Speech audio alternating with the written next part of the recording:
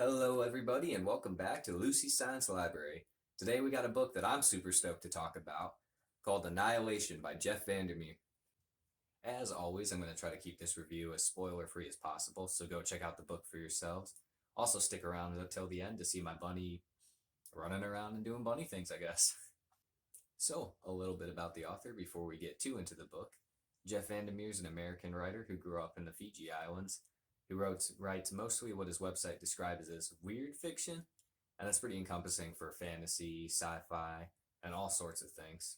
Annihilation is one of his most popular books by far, and it kicks off what's called the Southern Reach trilogy, which eventually leads to Authority and Acceptance.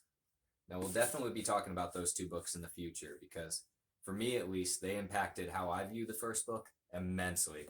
But for right now, we're going to limit our scope just to that first book, just into that gateway into the trilogy. So, what makes Annihilation so cool?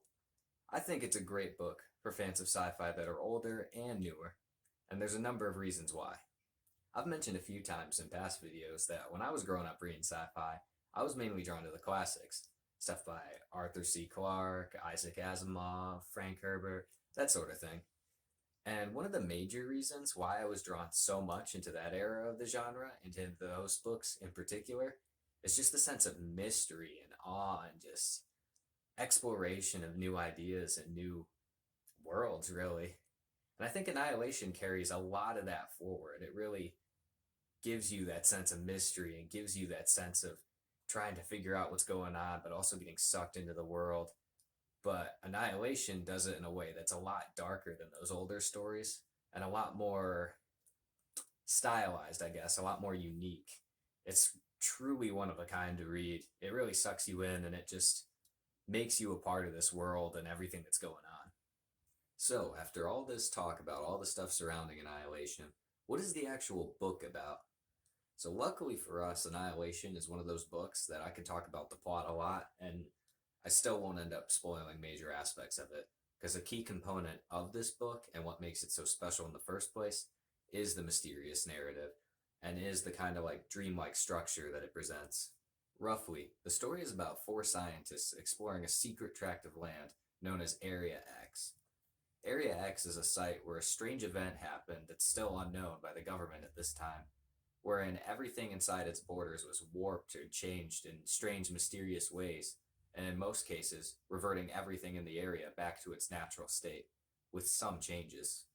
Any technology sent through this thinly understood border ceases to work and ceases to send back any signal in the cases of camera and drones.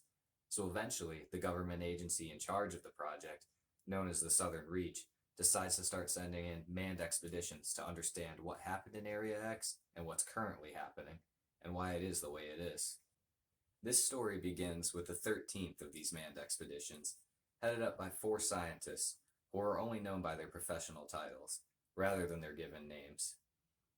It's this detail, as well as several other weird practices conducted by the Southern Reach government agency, that clue us in that there might be more going on behind the scenes than initially meets the eye. The main point of view that we follow along in the narrative is that of the biologist, who was originally a wife to one of the members of a previous expedition, who came back horribly changed from his experience. This drives her to sign herself up for the expedition, to either find out where her husband went or what happened to him. Upon arrival inside of Area X, however, she finds a world that's been completely taken back by nature, where the laws of reality are slightly shifted, and where things don't make sense, but in a dreamlike way, seem normal to all the members of the expedition involved. However, it's this dreamlike reality that exacerbates the tension of the situation.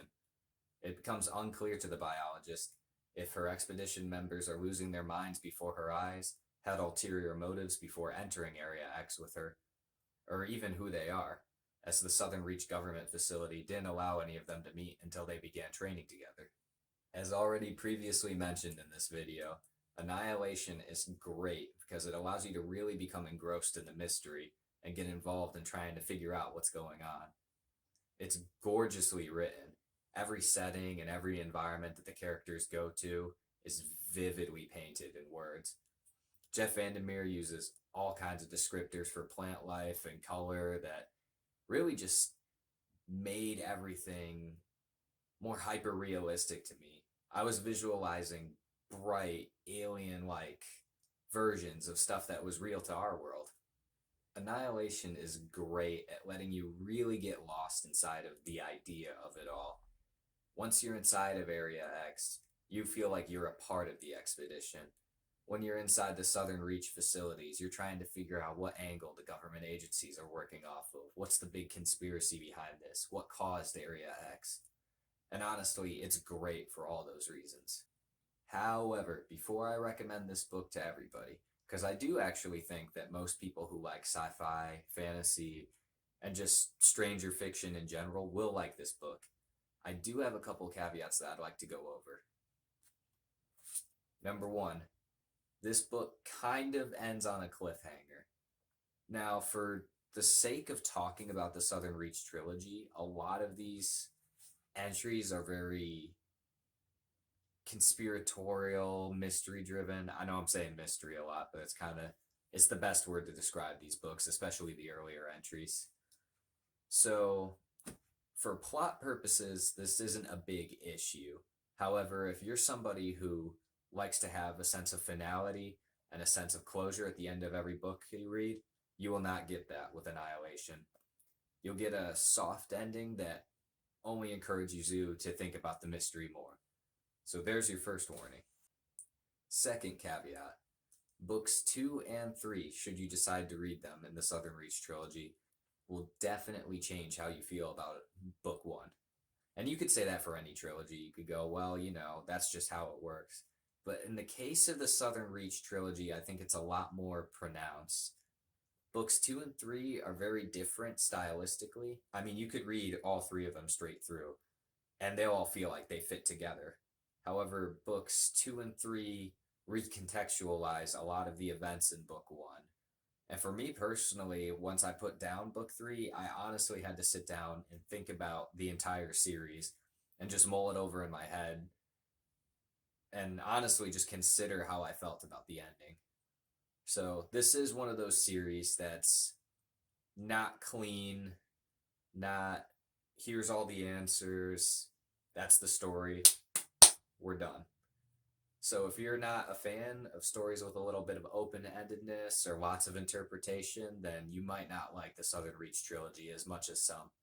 For myself, however, these 2 caveats did not diminish my overall enjoyment of Annihilation. Even after I'd finished the entire series and gone through the soul searching that came from working through it all and figuring it out and thinking about it, I found myself really loving this entire series and especially loving this first entry. I think Annihilation is pretty special when compared against its peers in modern science fiction books because it has the benefits of the classics and modern writing.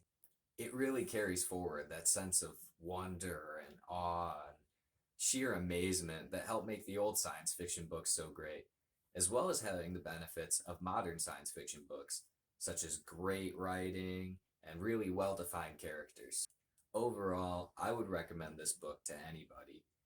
It's definitely dark and it has its sinister moments, but it's not so much so to the point where it's edgy like how a lot of modern movies are, where they're too edgy or just doing it for the sake of it.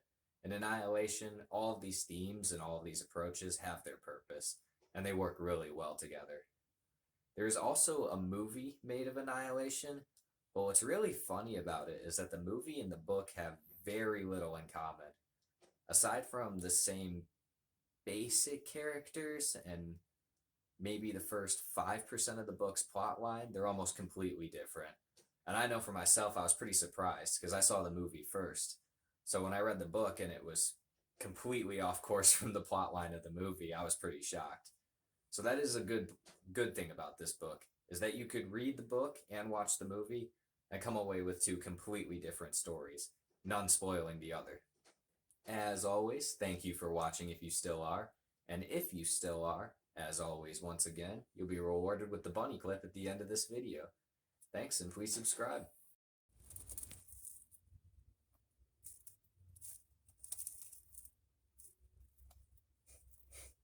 You having fun there, buddy?